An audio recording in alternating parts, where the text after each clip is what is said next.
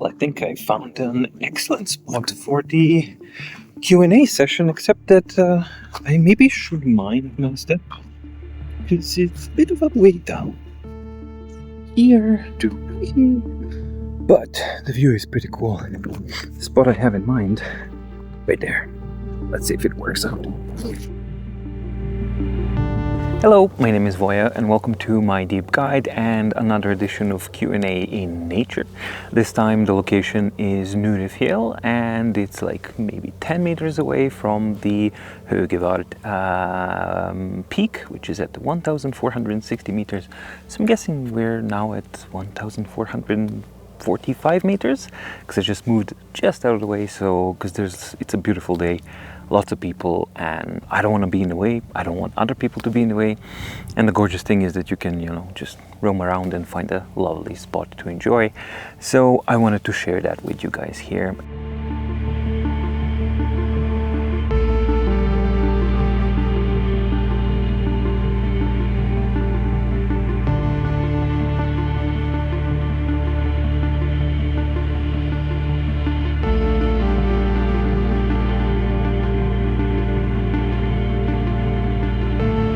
Super helpful video, but an update is needed. The HP nibs are not available anymore, and this is in regards to the video that was like many moons ago, years ago actually, about the best pen and nib combination. And yeah, I think that there are a couple of new players that would warrant, mainly with the pens. With the nibs, not so much, and yeah, the HP nibs have been discontinued. So unfortunately with the nibs there's not so much that we could do new things about. But with the pens definitely there have been some more updates, most importantly the Kindle Premium Scribe pen, Kindle Scribe Premium pen, because that one is super awesome. But yeah, maybe that's something that I could do some research and see what I come up with. Hi Voya, thank you for the video. Do you mind sharing the link for the nibs you mentioned? I tried to find them on Amazon but failed using Kindle nibs at the moment. And this is in regards to the my favorite pen nib combination that I'm currently experimenting and using. And that's basically the Samsung S6 Lite with their own Samsung hard gray nib.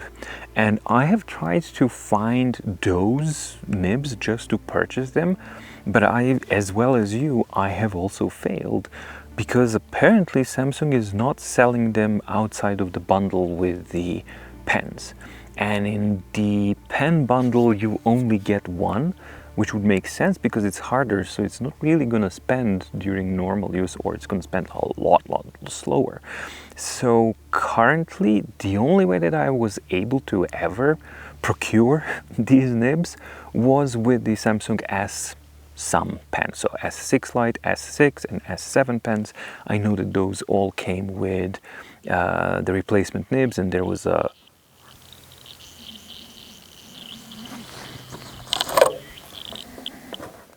that was weird. So that that's the only way that I was able to actually get those nibs. But thankfully those pens are not that expensive, and I think that you can buy them for like $20-ish, and you get an excellent pen and you get an excellent nib as well. So might be something worth checking out.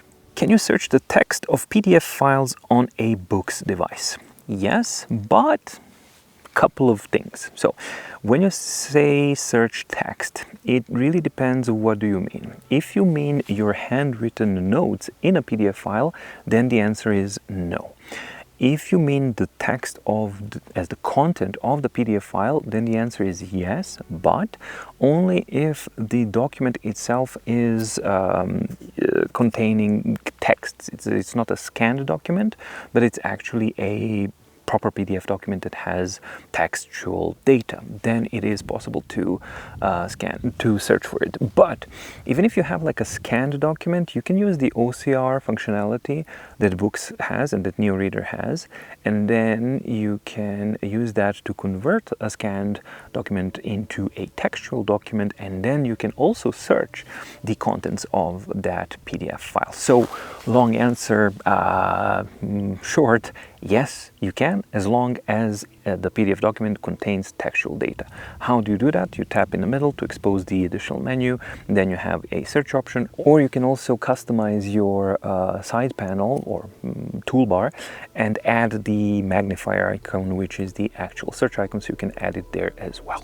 Can we add a page of the 2024 schedule, for example, the annual view before the 2025 annual page of the 2025 schedule? This is in regards to MDO. I just bought 2025 and 2026. I have been using your schedules for 3 years and I'm very satisfied. Thank you. I'm really, really happy to hear that you are satisfied and that MDO works well for you. As for your question, yes, you can, but that depends on the platform, right? So on a computer, any proper PDF program can do that. So all that you would need to do is open the 2024, MDO 2024 in, let's say, Adobe Acrobat, copy the page that you want, right? And then open up the MDO that you want to copy the page to, and then place where you want to copy it, and you copy it, save that, and transfer the new MDO that you inserted the page onto your device, and then you will have it. So that is the safest way of doing it, because purposeful PDF editors, they are programmed in such a way, most of them are programmed in such a way so that they don't disturb the hyperlinking structure. So that's the absolute safest way that will definitely work. As for doing it directly in devices, I haven't personally tried, so I really don't know which of the devices will be able to do it. But I invite you to try on a safe basis. So basically just make an empty copy of an MDO that you're not using and that you don't want to use, and experiment on it, right?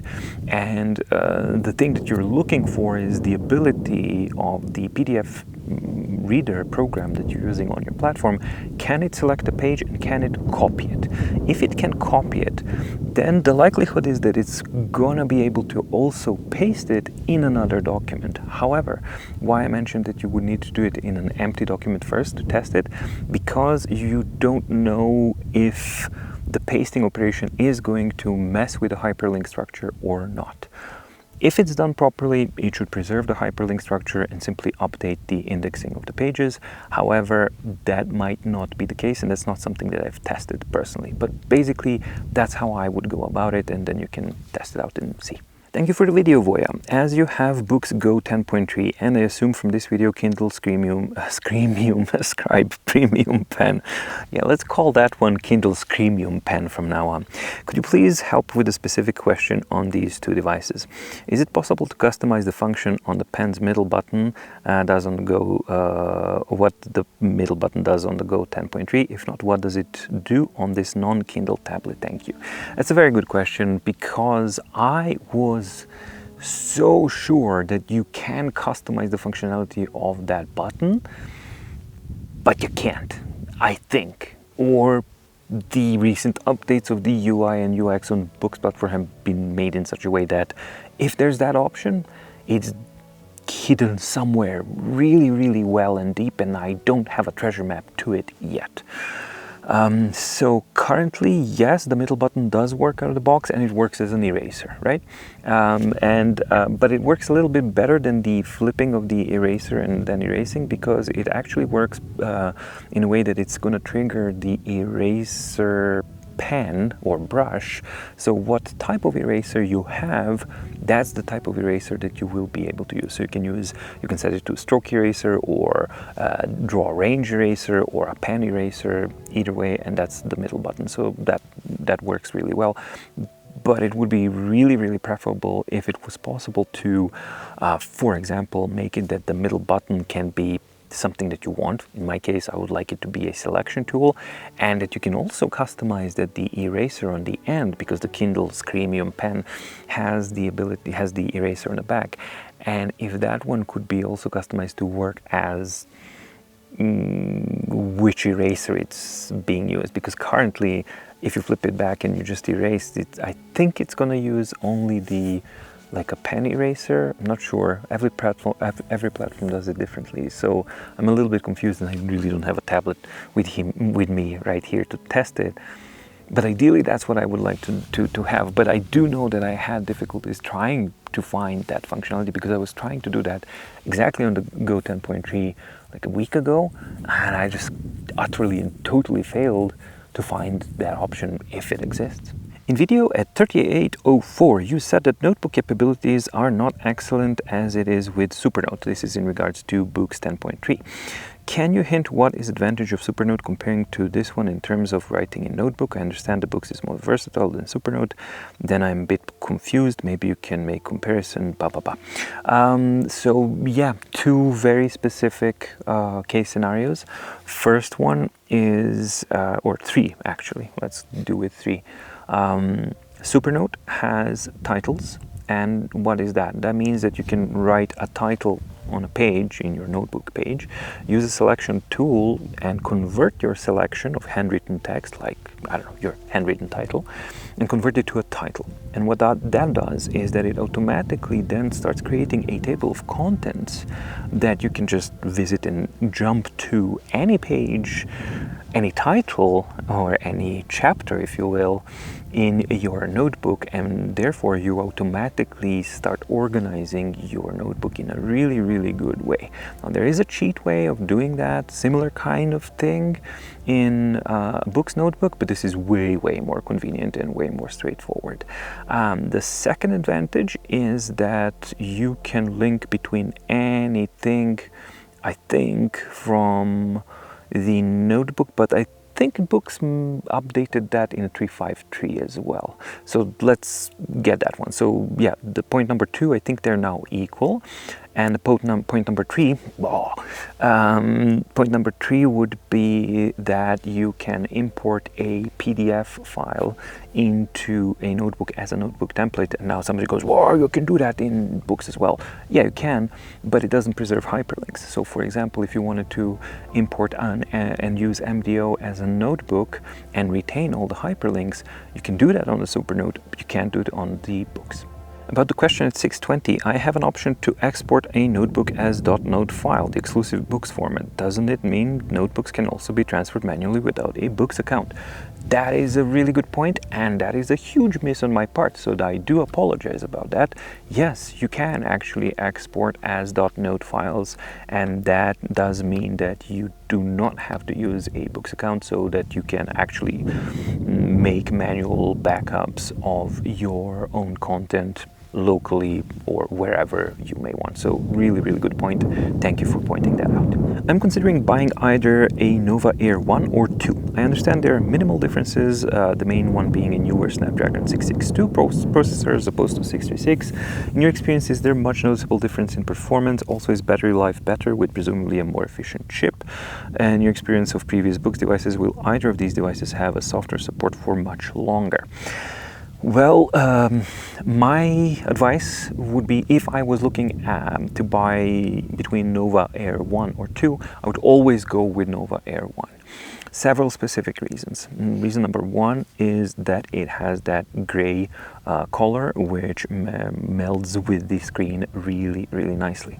The second point is that it has a paper-like film on top, and if you are going to use it for writing, it really, really feels really good for writing, and it's also better reflectivity than what you get on the Nova Air 2. And point number three is that the difference in the new hardware is really not that important at all. Both of these are now outdated Android systems, so that consideration doesn't really matter either. And as far as the support goes, well, I do know that they do issue updates to like Note Air 1 as well, that it's still getting updates. How long it's gonna go on for, I really don't know, because it's a little bit older, but maybe hopefully they will be able to kind of support it for maybe about a year or two more. But you know, it's approaching 5-year now limit, and that's kind of pushing it. This is a long rant, like many comments, like just like a spew of comments, but there's only one that I wanted to address from this user, and I'm not going to read it because it's a wall of text, but it basically comes down to like, oh, I got Boox 10.3 and I returned it immediately because it doesn't have a micro SD card slot. And that was the only reason that the user sent it back. And then rant. And my question would be like twofold. Like, why do you feel that you have the need to keep everything stored on a flash card? Do you know how unreliable those are? I mean, do you really want to have all of your data that's important to you stored on a flash card that's like one of the most unreliable formats for holding digital data there is currently, that you can buy currently on the market? I mean, that's just really strange as a decision, as opposed to the option that you have access to any server that you want. I mean, you can set up your own file server and then access it on a per need basis, or any cloud storage on a per need basis. But even if you wanted to kind of keep it offline, what's wrong with using USB-C thumb storage devices? Like, why not plug that in and just have it there? Like, there's so many options that I really don't get it that this can be a viable reason to just go like, oh, blah, blah, blah. Brilliant review, thank you. Did you say ghosting can be fixed on the Boox? And this is in regards to the comparison that I was doing between Color's Boox Go 7 and other devices. And yes, in NeoReader, it can be made to be completely ghosting free if you set it up in the proper way. And you do that by going to settings, refresh in the NeoReader itself, and then you make sure that you have Regal screen refresh, that you refresh full refresh on every operation, and that the full refresh method is depth refresh, right? So depth refresh is the key aspect there to kind of really get that ghosting out of the way. Unfortunately, we don't have that setting available on a system-wide e-ink center setting. So hopefully that's something that they will introduce, because once they do, then you will be able to have the same type of performance on any app like Kindle, Kobo, whatever you want. But so far, the best image quality and best kind of ghosting and performance you can get on only in the NeoReader.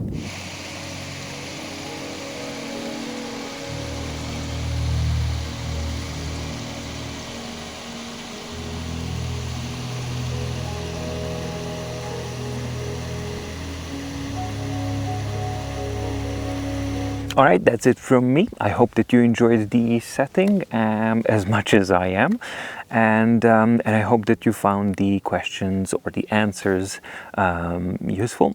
As usual, if you have any additional questions or comments or anything like that, please do let me know in the description down below, because that's the easiest way for me to kind of find and collate all of the questions for the next editions of the Q&A. Thank you so much for watching. Stay safe, stay healthy, and see you in the next video. Bye.